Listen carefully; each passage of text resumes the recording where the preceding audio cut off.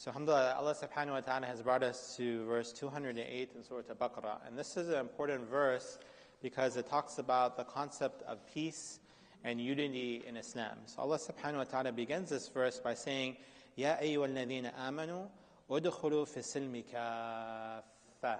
So a very beautiful verse in the Quran where Allah subhanahu wa ta'ala is speaking to the believers. So, O you who believe, those people who have iman in your hearts, enter udkhulu fi silmi kaffah. And here, Allah subhanahu wa ta'ala uses the word dakhala yadkhul, meaning to literally enter. And there are many verses in the Quran that use this verb, and also speaking about going to Jannah. Udkhulu bi salam, that enter into the paradise with peace. And then Allah subhanahu wa ta'ala says fi silm. And there is a debate in the tafsir literature on what this means. And there is different definitions. You have the idea of silm meaning Islam, that people should enter into Islam in unison together. There's the idea also of sulh, of reconciliation, and also al-istislam, also surrendering oneself completely to Allah subhanahu wa ta'ala. And there are different ways even to pronounce this word. People, some say silm, salm, and salam, and so forth. So the first definition that the Mufassirin talk about is the idea of peace. And this is central to the word of Islam. As you know, Islam means to conscientiously surrender themselves to Allah subhanahu wa ta'ala. And part of the root of Islam is salam. And part of our greeting is saying assalamu alaikum to one another. And one of the things that even I tell my children, sometimes I call them and they say, hello dad, how are you doing? Hi. I say assalamu alaikum to me. And if I say assalamu alaikum to you, say wa alaikum assalam. Send me a greeting in peace. This is the greeting of Islam, that we send peace to one another. And part of the Quran talks about the importance of peace. As we see in Surah Al-Anfal, Allah subhanahu wa ta'ala says, وَإِن جَنَحُوا لِلسِّلْمِ فَاجْنَحْ لَهَا وَتَوَكَّلْ عَلَى اللَّهِ إِنَّهُ هُوَ السَّمِيعُ الْعَلِيمُ. Allah subhanahu wa ta'ala says that if you are in a conflict with someone, but someone even inclines, there's a small inclination that they want peace in that conflict, then you should respond to them. That we are a religion, not of war. And this is so important because as Muslims and as a minority, many people, they like to position us as violent, as terrorists. And part of Islamophobia is to define Islam as the opposite as it is. Islam is very strict, when we know the Sharia is expansive and there's different madhahib and different opinions. Islam oppresses women, when we know that the Prophet Muhammad sallallahu alaihi wasallam had daughters. He had Fatima, Ruqayya, Zainab. He loved them. He cherished them. Islam condemned female infanticide. And part of Islamophobia is saying Muslims are dangerous. They're terrorists.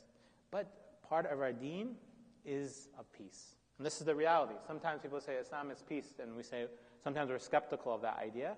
But it's true. The Prophet Muhammad sallallahu alaihi wasallam, he was trying to do Umrah outside of Mecca, and he could have fought, but he decided to do Hudaybiyah. 10 years of peace, and that eventually led to the conquest of Mecca. So this is part of our deen, that if someone wants to reconcile, and they're sincere in that reconciliation, and they want peace, and they do not want war, then we side with the peace. Because we know that Islam as a religion will spread, and people will benefit from it only in times of peace. When there's times of war, people become polarized, and they don't listen and hear one another. Another opinion here is the idea of the Ahl Kitab. So as we see in the remaining of the verse, it says, "Udkhulu fi silmi kaffa." And here we have part of the tajweed, and something Sheikh Majid and others always highlight, that we should understand how we recite the Quran affects our understanding of it and the meaning. And there's a whole discipline of how the tajweed is a type of tafsir. And here, this is med al-lazim of 6 counts, of kaffa. So really emphasizing what? That all of us should enter into this Islam or peace together, not individually, and on our own terms. And one of the interpretations of this is the Ahl Kitab, that some of them had converted to Islam during the time of the Prophet Muhammad sallallahu alaihi wasallam, but they retained some of their old sharias. For example, Abdullah ibn Salam and others. And as the Mufassirin, they say, يعني المؤمني أهل الكتاب فإنهم كانوا مع الإيمان. So they converted to Islam and they had faith. بالله متمسكين ببعض الأمور التوراة. But they still were following some of the old commandments found in the Torah and the Injil. For instance, one of the things that Mufassirin, they say that the Jewish tribes, they used to do Sabt on the Sabbath. On Saturday, they would take the day off. But we know in Islam, we have Jummah, but after Jummah, you can go and work. There's no regulation that you cannot work after that. So some of the people like Abdullah as-Salam, that they had converted to Islam, but they were still holding on to some of these older rituals that they had found. And this verse is coming and saying, if you are true in this Islam, follow it, but follow all of the commands. Pray, fast, make sure you do Hajj, do the Zakah. That don't keep holding on to the older rules and regulations. Another interpretation that this verse is dealing with the munafiqeen. That the munafiqeen, they came to Islam, they came to the deen, but not fully. It was on their mouths, that they would come and they would speak and they would talk, but they wouldn't come to Fajr. They wouldn't necessarily say what was really in their hearts. That when it was time for a battle, they would come and scream and say, yes, we're with you, the Prophet Muhammad sallallahu alaihi wasallam. But then when it came to fight against the mushrikeen, they were hesitant. They didn't go out. So here, that the nifaq is not truly committing yourself truly to Islam. And here, some of the mufassirin, they say here that they had this هذا آية إلى الإيمان بالقلب وترك النفاق. That you have to have true, that the iman has to go from the mouth all the way down to the heart, and that you leave hypocrisy. That none of us should be hypocrites. We should say one thing and then do something else. And then finally, the two last opinions is that of the Muslimin. This is a verse talking to the Muslimin, that the Muslims, many of them had converted to Islam, but they were not following all of the rules and regulations. So, ادخلوا في جميع شرائع الإسلام اعتقادا وعملا. That someone has to believe in Islam and then actually implement it. It's not simply to say, I do the shahada, and that is all. But we also implement it within our lives and our actions. And we see this in our normal communities. That someone says they're a Muslim, and mashallah, maybe they're excellent in prayer, but then they don't pay zakah. You have people, mashallah, fast all of Ramadan, but then outside of Ramadan that they may not be practicing. You have people, mashallah, that you see them at Fajr, but they have not made any plans to go to Hajj. They haven't done any savings. So we have to, if we are Muslim, then we do everything. We don't say, okay, we're going to do the spirituality, but when it comes to money, we're going to engage in the riba. We can't say, oh, we're going to follow, give a lot of charity, and so forth, but then we're not praying 5 times a day. Then we have to, subhanAllah, implement all of the arkan, the pillars of our faith. And lastly, there is an opinion here that when you follow Islam completely, that you are not listening, this idea of unity, that everyone has to come together, kafa, and they are not distracted by people who are criticizing them and who want to seek retribution. As Allah subhanahu wa ta'ala says, وَإِذَا مَرُّوا بِاللَّغْوِ مَرُّوا كِرَامًا. That if someone says something negative to you, if someone is speaking Islamophobic, hate, is discriminating against you, is racist, that yes, we reject that. Yes, we stand up for our rights, but we also pass them and we're in nobility. And we say salam and peace. We're not there to go for a tit for tat.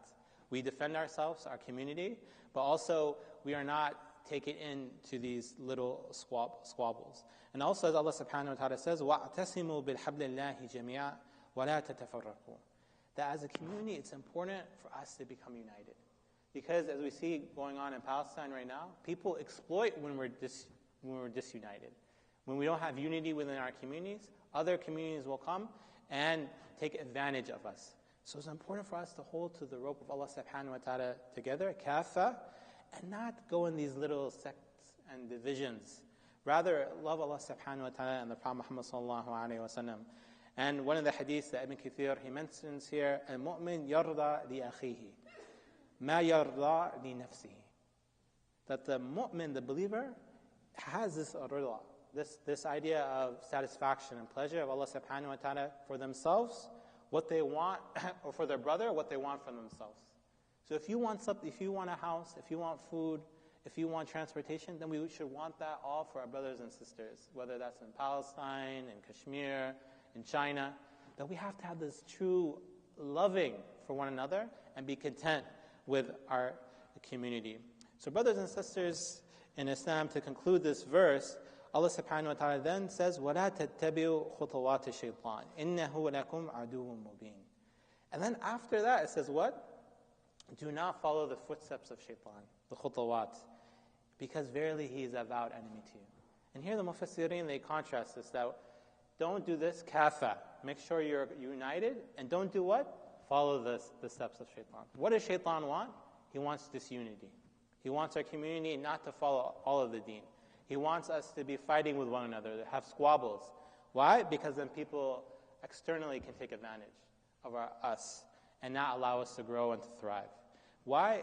Because he's aduwwun mubin. He told us in the beginning of time with Adam and Eve that I am going to run after every person. And if I'm going to go down, everyone's going to go down with me.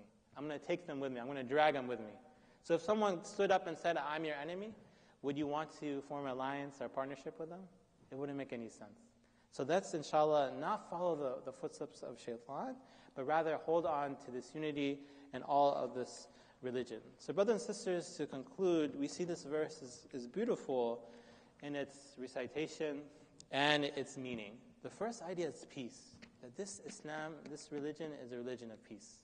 And subhanAllah, one of the things that our community is built upon here at the Adams Center is the idea of discussion, dialogue, of shura, that we have debates, we have elections, people vote, but we do not engage in violence.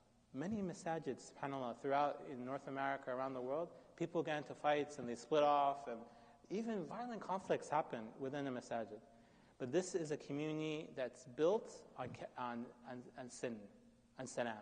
That we are not here to engage with one another in violence, but rather we debate and discuss like the ulama did in the past, the different madhahib.